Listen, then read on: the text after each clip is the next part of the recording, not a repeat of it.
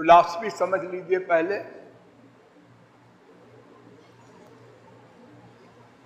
भगवान बुद्धि से परे हैं। राधा कृष्ण को कोई नहीं जान सकता। क्यों? इसलिए कि जानने का जो मैटर है वो बुद्धि है, और बुद्धि मेटीरियल है, माइक है, प्राकृत है, माया से बनी है। और भगवान दिव्य है,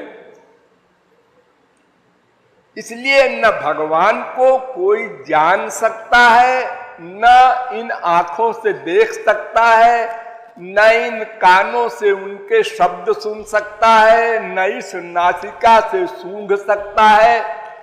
यानी इंद्रियों से, मन से, बुद्धि से भगवान परे है। इसलिए जब भगवान अवतार लेते हैं तो उनके कार्यों को देखकर और भी बुद्धि भ्रष्ट हो जाती है। ये कैसे भगवान है जो लड़कियों के पीछे पीछे घूमते हैं?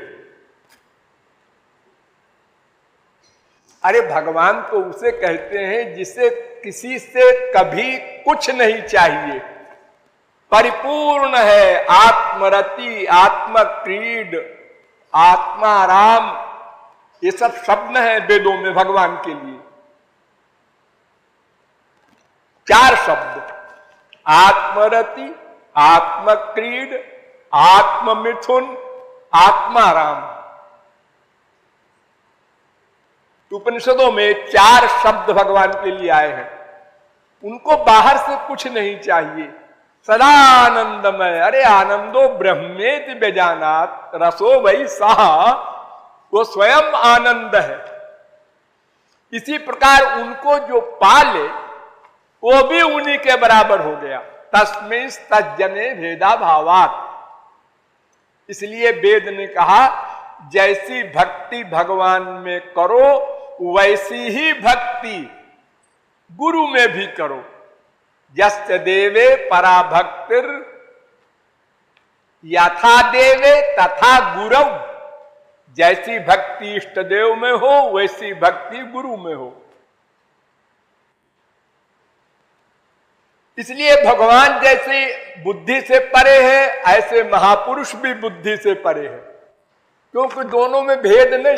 तस्मिन् तज्जने भेदा भावात। भगवान अपनी सारी पावर भगवत प्राप्ति के बाद जीव को दे देते हैं, इसलिए वो भगवान के बराबर हो गया। जानत तुम ही होई जाई।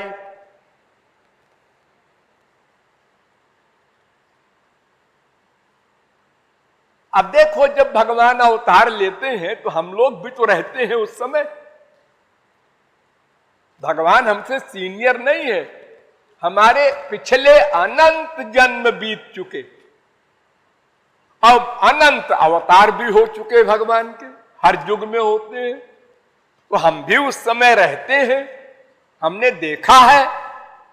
उनके कार्यों को देखकर तो और दिमाग खराब हुआ।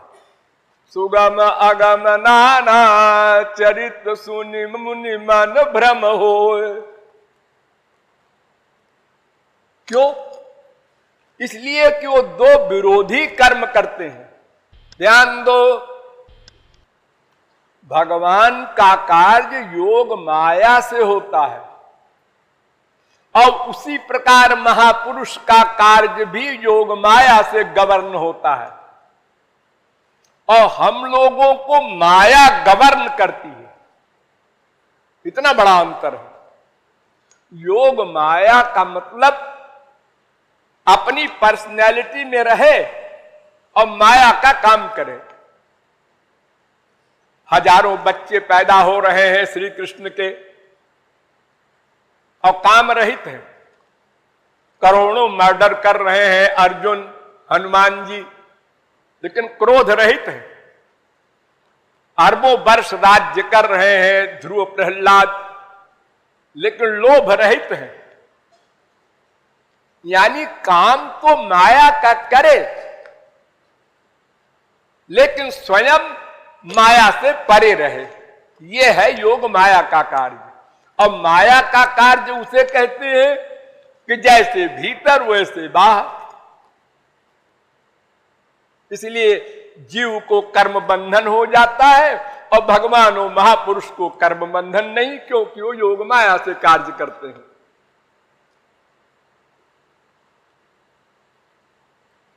सुखदेव परमहंस ने परीक्षित को भागवत सुनाया तो परीक्षित ने शंका किया कि ये भगवान अवतीर्णो ही भगवान अंशेन जगदीश्वर, संपूर्ण संसार के स्वामी है, वेद बनाया है उन्होंने, और वे पराई स्त्रियों से प्यार करते हैं, पराई लड़कियों से प्यार करते हैं, ऐसा क्यों? गुरुजी बताइए, ये परीक्षित पूछ रहा है। तो सुखदेव जी ने उत्तर दिया, देखो उनके कार्य योग माया से होते हैं, इसलिए देखने में माया के कार्य हैं, फैक्ट में नहीं है।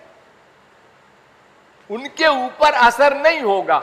जैसे कमल के पत्ते पर जल रहता है, निर्लेप रहता है। देखो गंगा जी में कोई नदी मिलेगी तो गंगा जी को गंदी नहीं कर सकती वो नदी, स्वयं गंगा जी बन जाएगी। इसी प्रकार गोपियों ने भगवान को पर पुरुष मान करके प्यार किया। संसार में उसको कैरेक्टरलेस कहते हैं, दुराचारी नहीं कहते हैं, लेकिन गोपियों को तो इतनी बड़ी सीट मिली कि ब्रह्मा शंकर उनकी चरण धूल चाहते हैं। वो जिससे प्यार कर रहा है वो पर्सनैलिटी अगर शुद्ध है तो प्यार करने वाली अशुद्ध पर्सनैलिटी भी शुद्ध हो जाएगी। चाहे बाप माने, चाहे मां माने, चाहे पति माने, चाहे बेटा माने, किसी भाव से भी प्यार कर ले। गोपियों ने काम भाव से प्यार किया। गोप्य कामात् भयात् कंसः, कंस ने भय से प्यार किया। शिशुपाल वगैरह ने दुश्मनी से प्यार किया। यानी मन का अटैचमेंट होना चाहिए। देखो एक लोहा है, एक पारस है, दोनों को प्यार से छुआ दो तब भी सोना बनेगा, गुस्से में लड़ा दो तब भी सोना बनेगा लोहा। चाहे कोई स्त्री आग में सती होने जाए वो भी जलेगी, और चाहे कोई किसी स्त्री को पकड़ के बांध के आग में फेंक दे तो भी आग जलाएगी उसको। तो उसी प्रकार शुद्ध पर्सनैलिटी से किसी भाव से भी कोई प्यार करे वो शुद्ध बन जाएगा, अशुद्ध शुद्ध बन जाएगा। शुद्ध अशुद्ध नहीं हो सकता। रवि पावक सुर सरी की नाई। तो भगवान का कार्य योग माया से होता है, महापुरुषों का कार्य योग माया से होता है।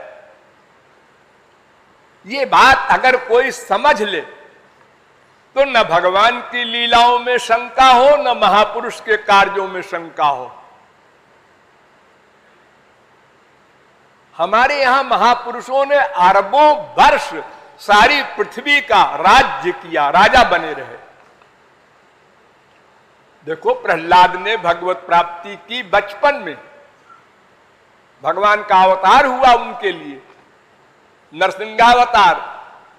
फिर उन्होंने ब्याह किया और बच्चे हुए, नाती पोते हुए। 99% हमारे यहां बड़े बड़े जो महापुरुष हुए हैं और स्वयं गोपियां सब गृहस्थ में रही, बाल बच्चे वाली। उनका कार्य योग माया से हो रहा है। हम देखते हैं कि हमारे पास योग माया नहीं, खाली माया है, इसलिए ऐसे ही वो भी होंगे। देखो, एक 5 बरस के बच्चे को कोई माँ बाप समझावे कि तुम मेरे भी बेटे हो और माँ कहे तुम मेरे भी बेटे हो। लड़का पूछता है दोनों के बेटे हम कैसे हैं? माँ बाप कहते हैं ऐसे ही है, मान ले। ऐसे नहीं मानते, हमको समझाइए। देख बेटा, स्त्री पति मिलते हैं तो रज और बीर्ज से बच्चे का शरीर बनता है माँ के पेट में। ये क्या बीमारी, आप लोग क्या बोल रहे हैं?